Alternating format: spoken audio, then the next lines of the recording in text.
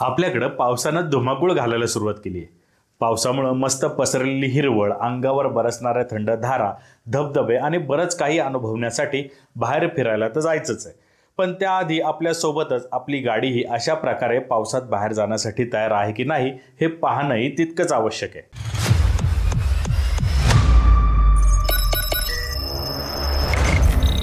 नमस्कार, मी सागर. तुम्ही बघता इन्फो गप्पा.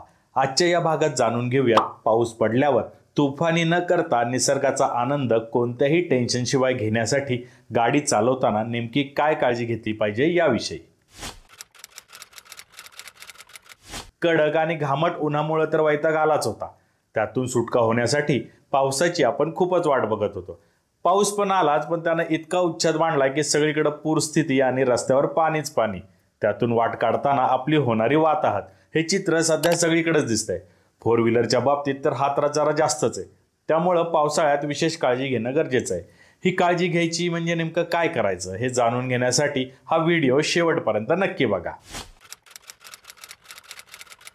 पावसाळ्यामध्ये अपघात होण्याच्या अनेक कारणांपैकी महत्त्वाचं पण तितकंच दुर्लक्षित असलेलं कारण म्हणजे ॲक्वाप्लेनिंग.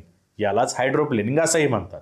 याचा थोडक्यात अर्थ सांगायचा म्हणजे एखाद्या तळ्यात किंवा नदीत चपटा दगड समांतर पद्धतीनं जोरात फेकला तर तो पाण्यात न बुडता 4-5 टप्पे घेतो आणि मगच पाण्यात बुडतो.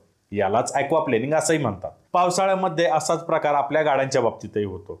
पावसामध्ये रस्त्यावर पाणी साचलेलं असतं, पण या पाण्यात तुफानी करायची म्हणून किंवा थेट त्याकडे दुर्लक्ष करून पाण्यातून खूप स्पीडनं जाण्याचा आपला प्रयत्न असतो. त्याचवेळी ॲक्वाप्लेनिंग घडतं. थोडक्यात काय तर गाडीला खूप वेग असल्यानं टायर आणि रस्ता याच्यामध्ये पाणी आल्यानं घर्षण निर्माण होतच नाही. अशा वेळी पाणी लुब्रिकंट सारखं काम करतं. रस्ता आणि टायर यांच्यातील कॉन्टॅक्टच तुटल्यानं गाडीवरचा कंट्रोल सुटतो आणि मोठ्या अपघाताला सामोरं जावं लागतं. हे टाळण्यासाठी रस्त्यावर अशा प्रकारे पाणी साचलेलं दिसतात. पाणी उडवण्याचा मोह टाळून गाडी हळू करणं अपेक्षित आहे. तुलनेनं वजनानं हलक्या असल्यानं ॲक्वाप्लेनिंगचा धोका कार आणि SUVs यांना जास्त असतो. मोठ्या बस किंवा ट्रक यांना वजनामुळे ॲक्वाप्लेनिंग जाणवत नाही. तरीही मुसळधार पावसामध्ये किंवा पावसामुळे साचलेल्या पाण्यात खूप काळजी घेणं गरजेचं असतं. उन्हाळा, पावसाळा किंवा हिवाळा असो, गाडीत बसतो न बसतो तोच AC लावायची आपल्याला सवय असते. मात्र पावसाळ्यात हाच AC लावल्यानं विंडशिल्डवर धुकं साचायला सुरुवात होते. यालाच फॉग येणं असंही म्हणतात. पावसाळ्यात तापमानात सातत्य नसतं. AC लावल्यानं गाडीतील तापमान कमी होतं. मात्र बाहेरील तापमान तुलनेने जास्त असतं किंवा याच्या उलट गाडीत तापमान वाढतं आणि बाहेरचं तापमान कमी होतं. त्यामुळं काचेवर फॉग येण्यास सुरुवात होते.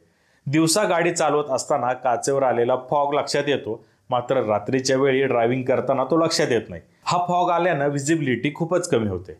त्यातून अपघात होतात.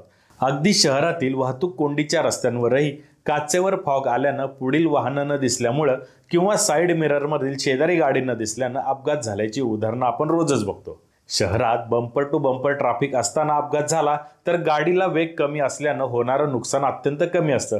ते अपवाद वगळता कुणाच्या जीवावर बेतत नाही. पण हायवेवर परिस्थिती अगदीच वेगळी असते. गाडीला स्पीड असतो आणि व्हिजिबिलिटी राहिली नाही तर जीव घेणा अपघात होण्याचे चान्सेस कित्येक पटीनं वाढतात. हे टाळण्यासाठी गाडीतील डिफॉगरचा खुबीनं वापर करणं आवश्यक आहे.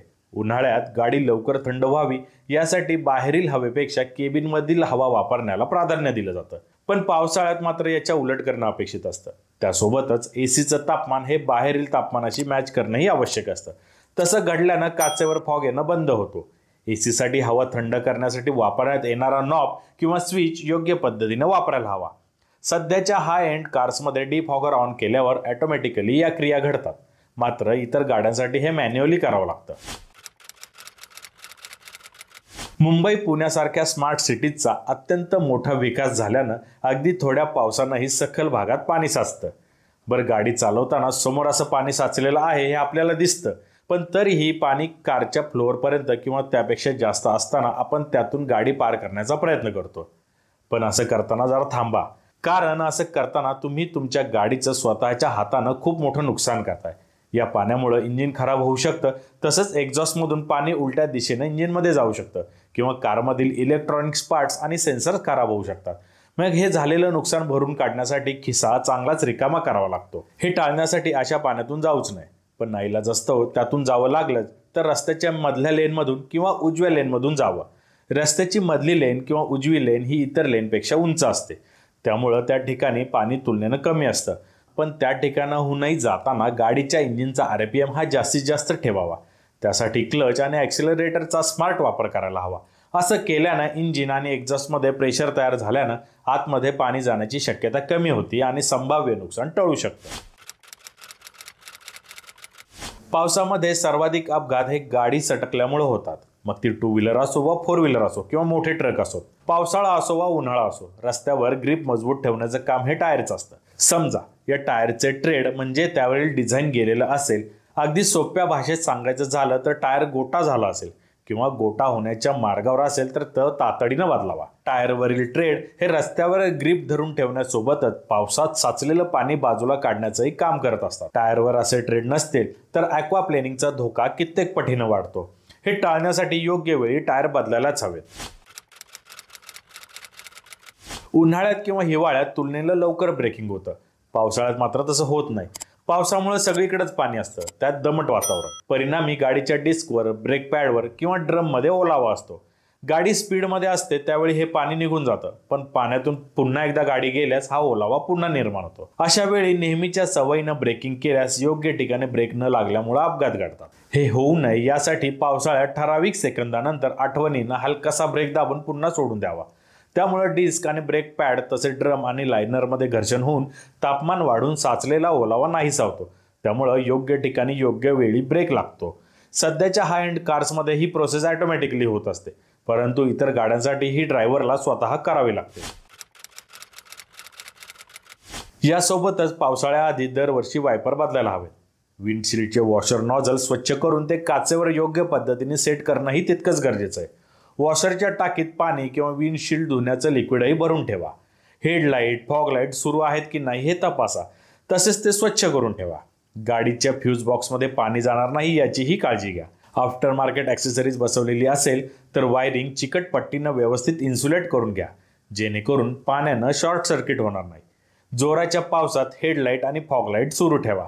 आणि सर्वात महत्त्वाचं, झाडाखाली किंवा सखल भागात गाडी पार्क करून ठेवू नका. पावसाळ्यामध्ये प्रवास करताना यापेक्षा आणखी कोणत्या गोष्टींची आपण काळजी घ्यायला पाहिजे, किंवा पावसाळ्यात कारच्या सुरक्षेच्या दृष्टीनं यापेक्षा वेगळ्या कोणत्या अडचणींचा सामना करावा लागल्याचे तुमचे अनुभव असतील तर ते कमेंट करून आम्हाला नक्की कळवा. आणि व्हिडिओला लाईक करायला अजिबात विसरू नका. अशाच माहितीपूर्ण व्हिडिओसाठी इन्फो गप्पाला सबस्क्राईब करा आणि मित्रांनाही शेअर करा.